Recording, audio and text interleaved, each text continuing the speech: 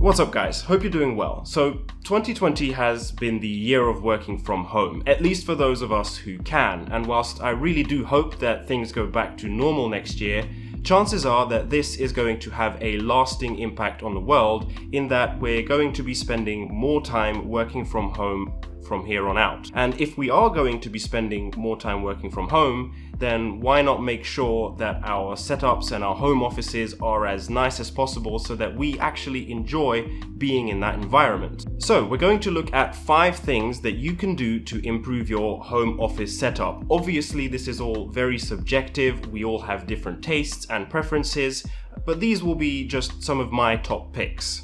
So, in at number 5, we have mood lighting. Specifically in my case, I've been using Philips Hue for several years now, but they are quite expensive and these days there are several alternatives out there from cheaper brands. The main point here is that with mood lighting, you have the option to make the space more cozy, in my opinion, and you can also set different kinds of presets depending on what sort of mood you're in.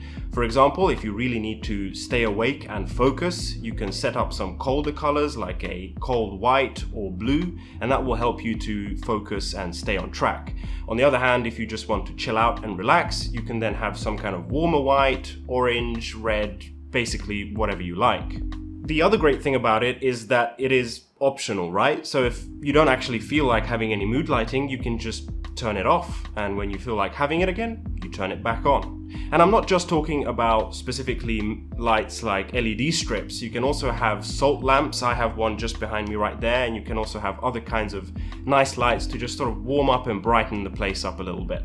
Alright, let's move on to number 4, where we have cable management. And I know it's not a fun topic, but if you just put a little bit of time and effort in, you can make a big difference to your cable management, and it does really pay off. Not only will your setup look much cleaner, but you also won't be kicking or getting your feet tangled on any of the cables down on the ground. Now, there are many ways to achieve this, and it's probably one of the cheapest upgrades you can do to your setup. So what I like to use is what's called the Signum. It's from IKEA and it's a very cheap cable management system that you can screw in under your desk, and it can hold your power extender and all of your other cables. And for around $20, I think, is the price. I think it's a great solution. But you can also use cable sleeves, even zip ties if you have somewhere to tie your cables to.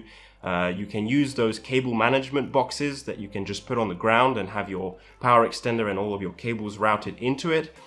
It's not as clean in my opinion, but it is still way better than having spaghetti everywhere. If you have a desk where you can hide things behind something, for example a drawer unit, then go ahead and do that as well. For example, in my case, I have this switch down on the ground, just exposed with cables everywhere, but I can't see it because it's being blocked by the drawer unit, and as far as I'm concerned, if I can't see it, it doesn't exist, right? Alright, next up at number 3, we have plants. And I don't mean those fake plants that YouTubers keep using in their videos. That doesn't count.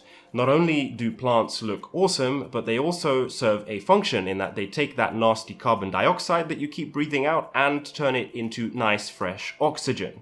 And it's really not as hard to take care of as you might imagine. Yes, some plants can be a pain in the ass, but pretty much every single plant in my apartment gets watered once a week, and that keeps them looking fresh and happy. Now, there's another benefit, and this might be going a little bit towards the hippie direction, but research has shown that having plants in your workspace not only helps to increase your productivity, but also your happiness. Alright, down to number 2, and you're probably going to hate me for this, but it's okay because the truth hurts sometimes. Get organized and keep your office space clean. It's natural for your desk to gather more and more stuff over time. It's just human nature. Whenever we find a surface, we like to put stuff on it. And since we're probably spending most of our time throughout the day in front of our desks, it's going to gather things like coffee mugs, glasses, plates, empty wrappers, hand lotion, all sorts of other stuff. And if we don't take care of that, it's going to build up over time and it's going to make you feel stressed and depressed. So just put in a few minutes every day and keep your desk looking as clean and tidy as possible. You'll feel calmer, happier, and more productive.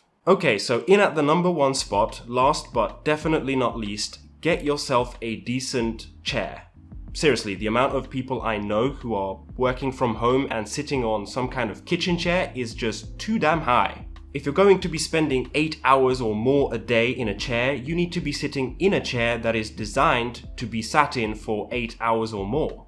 Otherwise, you won't just be uncomfortable, but you'll be damaging your neck and your back in the long run. Now, chairs can be really expensive, so I know the struggle, but if you keep your eyes open, there are some really good deals to be had on the second-hand market. Many companies are going out of business or they are upgrading their existing office equipment, and there can be some proper ergonomic office chairs to be had at really reasonable prices. You don't need the newest or fanciest chair to have a great one. Take mine for example. It's from 1998, so that's 22 years old, but it's been kept in great condition and I managed to get it for a very reasonable price of $80 from a company that I believe was downsizing. It has a proper adjustable lumbar support and a very nice neck rest, which you'll find on chairs that often cost 10 times as much, if not more. So, do what you can to save your neck, your back, and your buttocks from receiving the abuse that they might otherwise receive. And there you have it. Those are my top 5 tips. If you guys have any more useful tips for everyone else, let us know down below in the comments. Thank you guys so much for watching as always, and I'll see you next time.